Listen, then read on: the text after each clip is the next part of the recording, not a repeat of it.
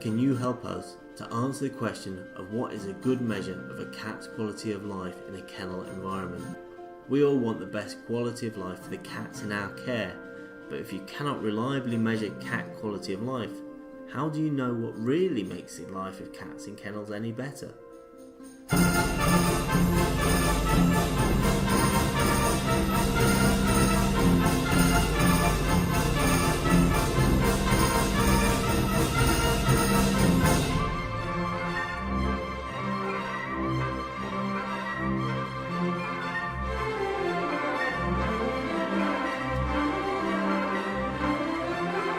Researchers from the Anglia Ruskin University, Nottingham Trent University and the Waltham Centre for Pet Nutrition have gotten together to crack this nut. Working with leading cat experts, we have already developed a questionnaire, and now we need carers of kennelled cats, such as cat rescue, catteries, research institutes, to help us.